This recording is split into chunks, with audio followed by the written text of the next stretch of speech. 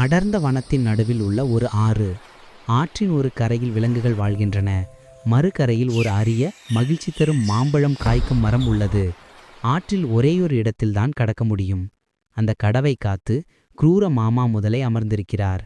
அக்கரையிலிருந்து பழங்களை எடுக்கச் செல்லும் ஒவ்வொரு விலங்கிடமும் அவர் அதிகப்படியான பிணையை, அதாவது காணிக்கையை கேட்கிறார். யாரும் கொடுப்பதில்லை. அதனால் அந்த மாம்பழங்கள் யாருக்கும் கிடைப்பதில்லை. ஒரு நாள் அப்புவின் பாட்டிக்கு உடல்நிலை சரியில்லை. பாட்டியை மகிழ்விக்க அந்த அரிய மகிழ்ச்சி தரும் மாம்பழம் தேவை என்று அப்பு முடிவெடுக்கிறான்.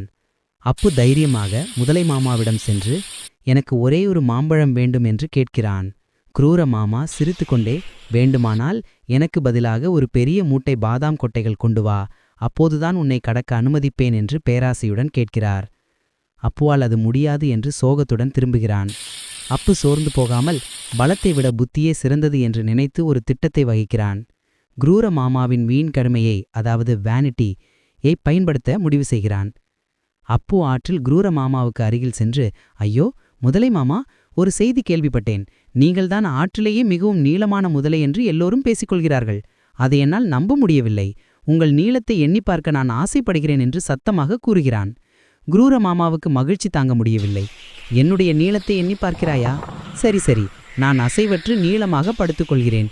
நீ சரியாக எண்ணி என்னை அளவிடு என்று உற்சாகத்துடன் ஆற்றில் நீண்ட பாலமாக படுத்துக்கொள்கிறார்.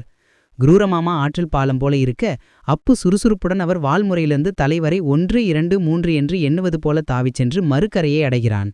அங்கிருந்து ஒரு மகிழ்ச்சி தரும் மாம்பழத்தை பறித்துக்கொண்டு அதே போல தாவிக்கொண்டு திரும்பி வருகிறான்.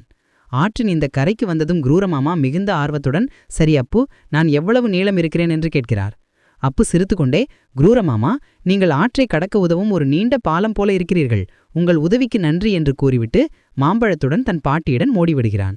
ஏமாற்றமடைந்த குரூரமாமா தன் பேராசையாலும் வீண் பெருமையாலும் முட்டாளாகிவிட்டதை உணர்கிறார். அப்பு தன் பாட்டிக்கு மாம்பழத்தை கொடுக்கிறான். பாட்டியும் குணமடைகிறார். மற்ற விலங்குகளும் இந்த தந்திரத்தை கற்றுக்கொண்டு, நீளமான முதலை மாமா எங்கே என்று கேட்டு குரூரமாமாவின் முதுகின் மேல் தாவி எளிதில் ஆற்றை கடக்கின்றனர். அறிவே சிறந்த ஆயுதம் என்ற நீதியுடன் கதை நிறைவு பெறுகிறது.